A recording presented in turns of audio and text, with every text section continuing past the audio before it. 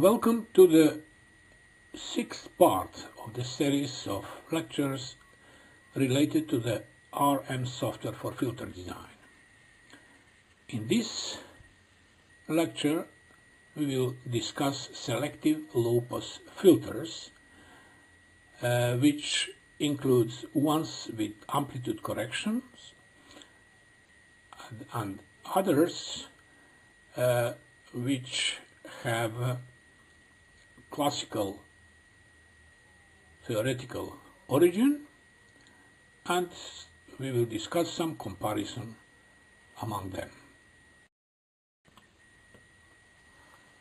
Here is the content of the presentation.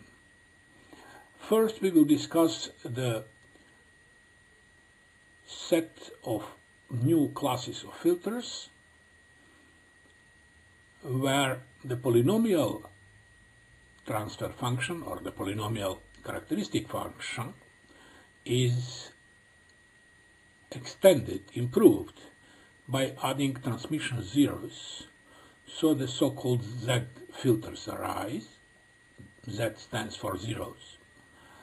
And MZ filters, where MZ stands for multiple zeros. In that way, we will discuss the LSM Z, Halpern Z, Papuli Z, Butterford Z, which includes the Chebyshev type 2 filters as a special subclass of Butterford Z, Equiripple Z, which starts with the Chebyshev polynomials to which zeros are added, and selective filters with multiple transmission zeros, MZ, which encompass any of the above. Then we will discuss the Zolotarev or elliptic filters, and that will be followed by the so-called Equiripple passband, Equiripple stopband, which is a broader class of the Zolotarev filters. At the end, comparisons of the selective solution will be given. In this case, the characteristic function of the known polynomial filter, which is epsilon squared multiplied by k, is extended with, which is already known, is extended with transmission zeros to become. So Kp is the characteristic function of the polynomial filter, while k is the characteristic function of the new amplitude corrected filter. Here epsilon square is a normalization constant. It is calculated as usual. A max is the maximum attenuation in the passband. Omega is the angular frequency. Omega I are the attenuation poles or transmission zeros. M is limited to by the expression 2m is lower than n, where n is the order of the filter. A proprietary iterative procedure was developed and used to find omega I for a given minimum attenuation in the stopband A min and given epsilon squared.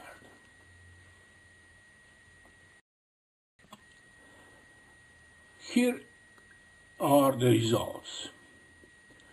So, on the picture on the right-hand side, you can see the passband attenuation of the amplitude-corrected selective seventh-order filters. In this case, 3 transmission zeros were used. The stopband attenuation, minimum stopband attenuation, was 60 decibels.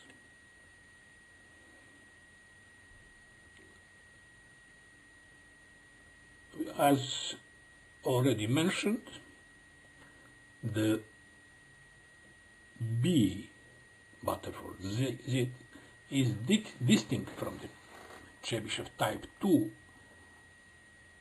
or inverse Chebyshev,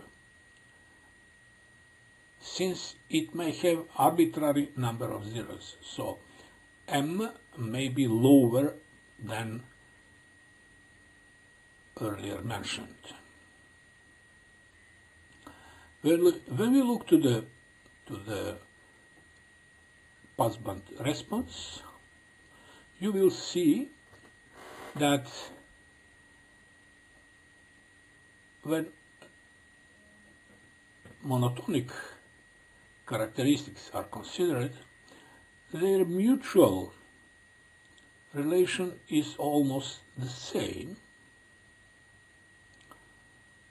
while the Chebyshev filter is losing its lobes at lower frequencies in the passband, which makes it more convenient for use, especially as compared with the Halpern solution.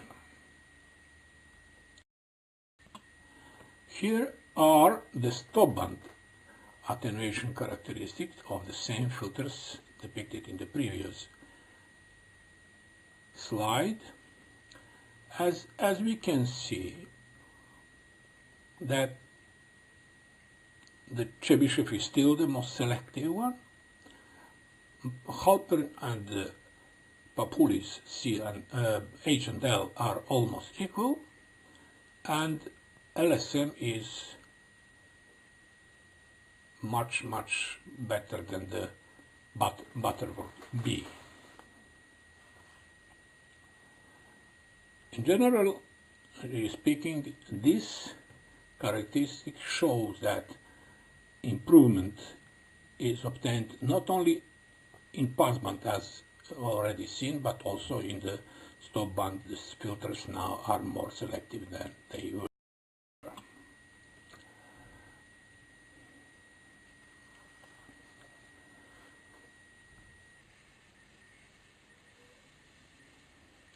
Here the same picture is repeated, but the scale is extended so that one can see the difference slightly better. One is to recall the similar picture which was for the polynomial filters, where the transition region was much broader than here it is.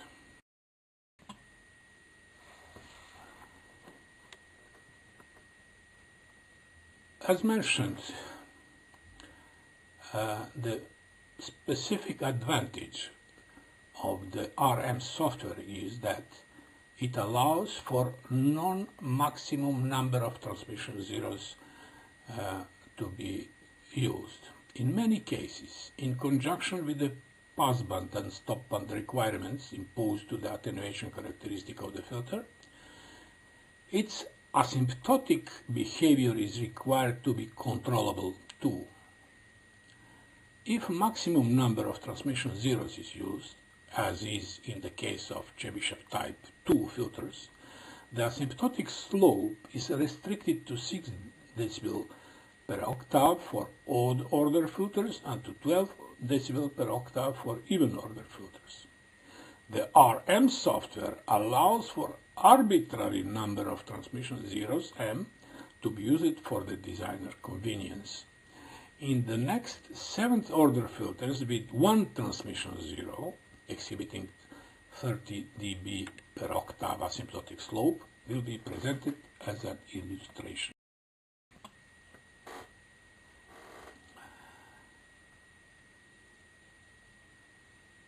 Here the stopband attenuation is, minimum stopband attenuation is 50 decibels. The mutual relation between the solution is the same, but simply one can see here, especially for the green line, how fast is the attenuation rising at higher frequencies. The same may be seen here for the passband. So as we can see, since only one transmission zero is added, the improvement of the non-monotonic amplitude characteristic is not as good as it was for, when the number of transmission zeros was maximum. For illustration, here the gain is shown in the passband. Simply to have the notion about the shape of the amplitude characteristic, and you can see how LSM is much better than the rest of the characteristics. Also, as an illustration, the stop band gain is here shown. This picture, this kind of picture, is very rarely shown in characterization of the filters, and that was the main reason to present it here. And also one can see how the mutual relation among the filters is. Now, next we will discuss the filters with multiple zeros. In this case, the characteristic function is expressed in a form like the characteristic function of a polynomial filter Kp is multiplied by a rational function which has multiple poles, omega x. Omega x is the nth order attenuation pole. Main property of this kind of amplitude characteristic is a wide interval in the stop band around the transmission zero, in which the attenuation is extremely large. Here is the passband characteristic of a seventh order Papulis filter, in which in the first case is Papulis Z, means that different transmission zeros are used, while in the second case Papulis MZ means there are multiple transmission zeros is used. Of course, the number of transmission zeros is the same. A diagram which is saying that not much of the passband characteristic is changed when multiple transmission zeros are introduced as compared with simple transmission zeros. Here, in fact, one may see the motivation why one may use filter with multiple transmission zeros. As we can see, the price is that the transition region is broader.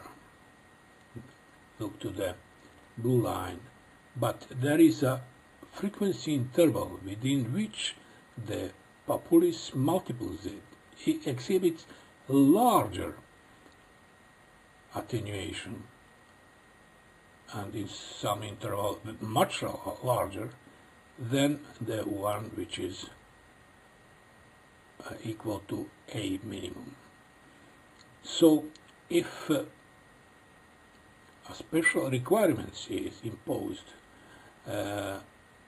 asking for some interval in the stop band to be strongly suppressed, then MZ filters may be the right solution. Now we will go to the class of filters, selective non-monotonic filters, which are known in the literature by the author who discovered them, Zolotarev, and since he used elliptic functions to generate the the characteristic function of these filters, they have also the name elliptic filters. The characteristic function of this type of filters may be expressed as follows. It was not expressed in this way by Zolotarev. Here m is even order of the numerator of the new transfer function. xi are the abscissa of the attenuation poles. N is the order of the denominator of the transfer function, and yi are the abscissas of the attenuation zeros. So attenuation poles in the stop band, attenuation zeros in the pass band. Omega 0 is the cutoff angular frequency.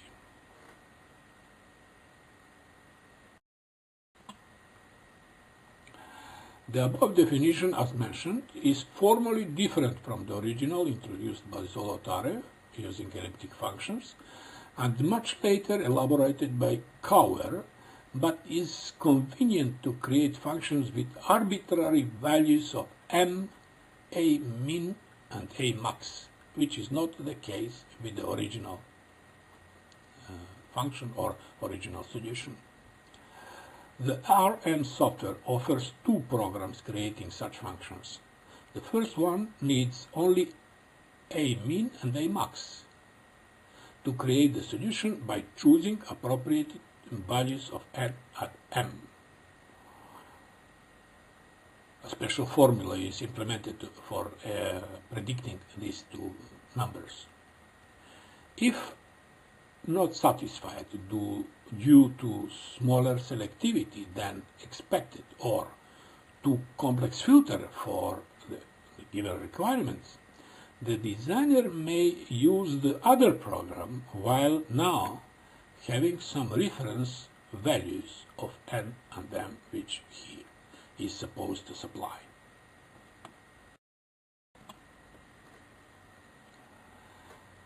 Here are some examples of Zolotarev filters. In the first picture related to these kind of filters, we have a ninth order Zolotarev filter with a stop band attenuation of 60 decibel and maximum passband attenuation of 0.1 decibel. While that stands for the blue line, and for the red line, it is the maximum passband attenuation is 3 decibels. Of course, for sake of comparison, the final solution is renormalized so that in both cases at omega equals 1, both filters exhibit 3 dB. Here are the amplitude characteristics of these two filters.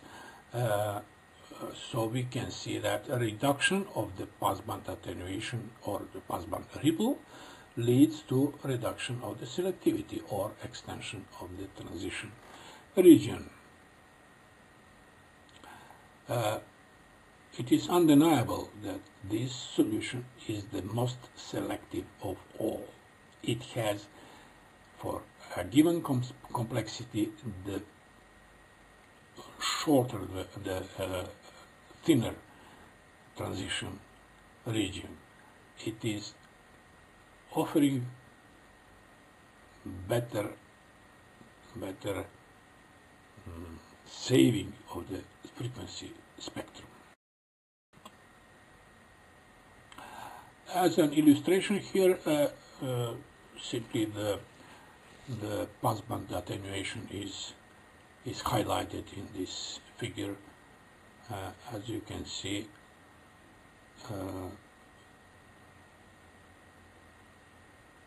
the blue line, it's a little bit shifted toward lower frequencies. Of course, if, as in the case of the amplitude-corrected selective low-pass filters, the number of transmission zeros may be reduced in order to get higher asymptotic slope. That is not possible with elliptic filters, with Zolotarev filters. Also, in the case of Zolotarev filters, the values of A mean and A max are not free of each other, but that is another story. The RN software generates the so-called equi-ripple passband and equi-ripple stopband amplitude characteristic, where arbitrary number of transmission zeros is allowed. The example which follows is an 8th order RP, EQRS, with A minimum 50 decibels, A maximum 1 decibel, M6 and M2.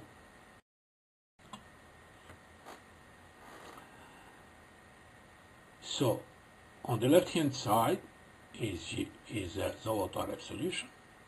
On the right-hand side, the blue line is the equi-ripple passband, equi-ripple stopband, which has a much larger asymptotic slope, as can be seen, with similar properties in the passband, of course. Here is the passband. As we can see, there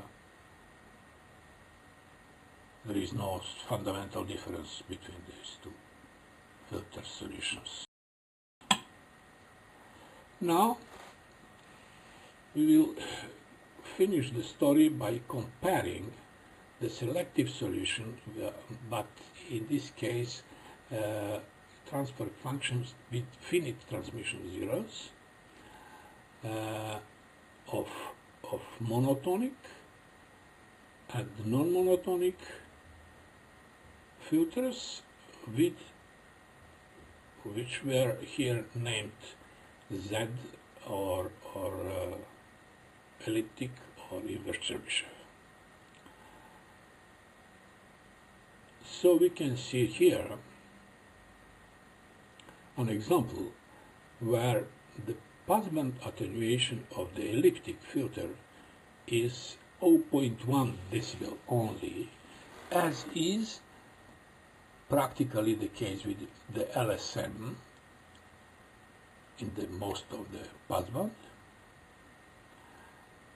and also the inverse Chebyshev is presented or as comparison, and we can see that the elliptic equi-ripple solution is better in the upper part of the passband, but not better in the lower part of the passband. Here it's shown that the elliptic solution at the same time produces the most selective solution in comparison with the LSM and the inverse Chebyshev. Here Halpern and Papoulis are not mentioned since they have much larger passband attenuation, and it's difficult to compare these two with the rest. As for the time domain response of these three classes, here we can see that something similar stands as with the polynomial filters, with the equi-ripple solution or the elliptic solution having the largest delay time, largest rise time, and the largest undershoot, while the opposite stands for the inverse Chebyshev filter. Here is the group delay, which shows that the LSM is something which is in the middle, which allows for better selectivity and easier correction of the group delay characteristic than in the case of the equi-ripple or elliptic, as it was already discussed when we introduced the polynomial Chebyshev filters. And that would be the story about selective rational function filters with finite transmission zeros at the omega axis. This ends part 6 of the presentation, and I would like to thank you for your attention.